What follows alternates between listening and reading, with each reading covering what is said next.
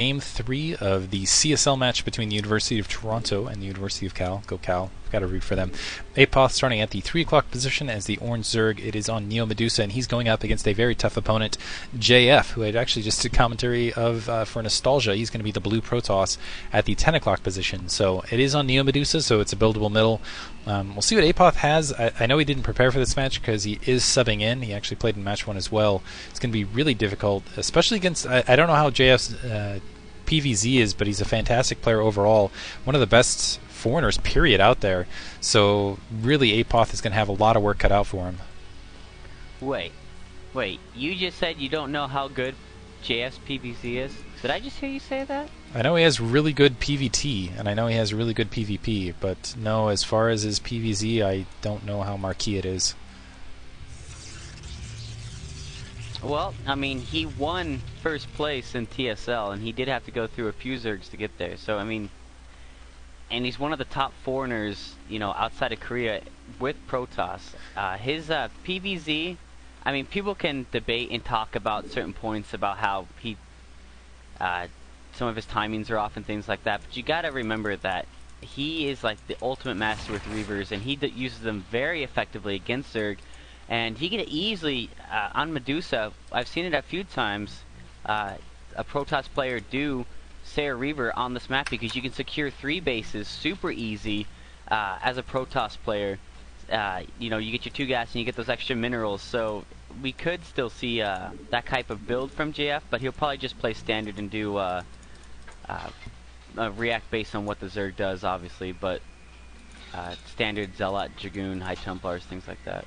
Really, I think the trick is to just stop that run by, because right now he's already setting up for a fast expansion with that wide open secondary. Zergling run bys are absolutely huge on this map.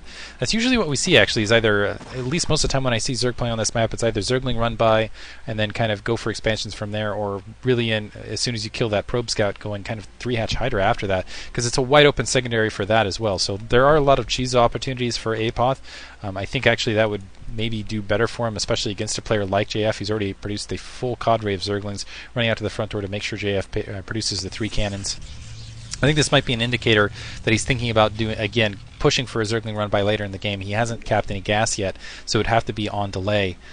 But still, yeah, it's one of those maps that's great to work with. I think it even works into the mid game. You can catch opponents a little bit off guard before they realize basically what's happening. And it looks like we'll see if he goes for it anyway here, even though he doesn't have speed. It would be an absolute mistake. Okay, he's pulling off now. For a second there, it looked like he was just going to barrel straight in and producing some additional Zerglings. And even though he doesn't have the speed, it looks like he might go for it anyway. So no speed upgrade, just going to continue to produce the Zerglings. Let's see how GF reacts. He probably wants to keep more probes than usual off this front line. He's got 1 blocking that gap to the south. But yeah, really early probe transfer. It looks like he's going to mine off that corner. It wasn't a probe transfer. Again, I think those probes are off the mine to defend against, just in case those Zerglings came barreling in.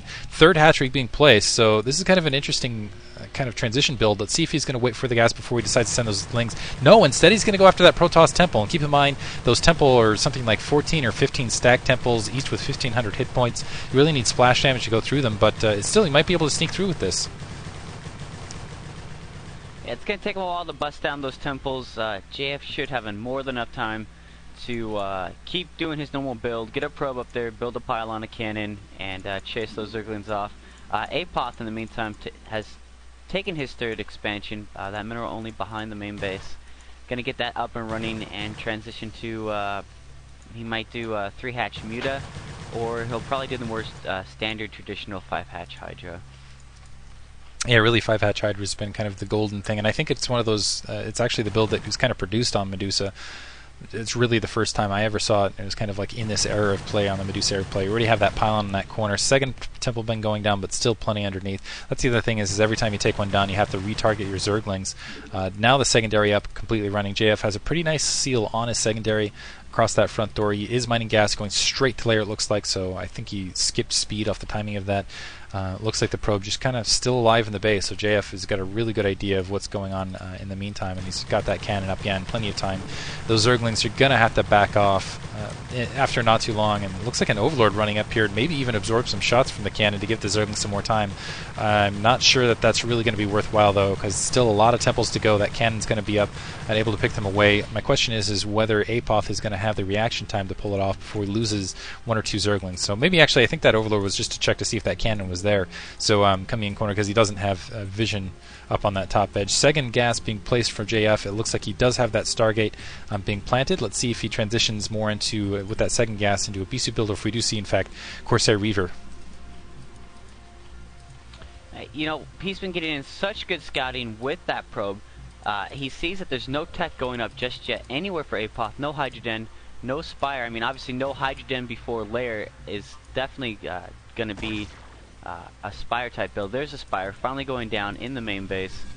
If he's going to go Hydras at this point, which he's not, he's already got the second gas mining, so he's not going to go Hydras. He's just going to go for straight up Muta and just try to take out JF with Muta. So, of course, JF with that probe still running around in that base, sees the Spire, sees no Hydroden anywhere, is going to be able to just mass up a lot of Corsairs, and, you know, just play a little bit defensive, get critical mass, get that +1 upgrade for the Sairs, and then move out. Looks like he's going for DT. So move out with Sair DT.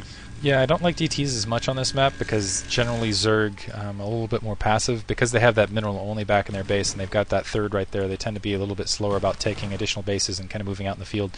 As a result, DTs tend not to be as effective because you don't have those troops wandering out in the field. You still get map control and you can still use it to defend, but DTs generally, yeah, not as super effective. You can't really push them in and get the drone kills. But in the meantime, basically with JF, they're just going to have to use it in is that additional scout on top of that Corsair, and also kind of checking out that bottom left-hand base, also checking out that 6 o'clock expansion, just making sure that Apoth doesn't get greedy and doesn't sneak it out in the field. And if he does, he gets stopped short. I haven't even seen Evolution Chamber, so he's not even close to getting that Carapace 1 upgrade. So even if some drones do manage to transition out there, you should be able to kill it pretty quickly. The Corsair is seeing absolutely everything on the front door right now. Another hatchery being placed, but this is a little bit late off that kind of 4 hatchery Spire build. Let's see if he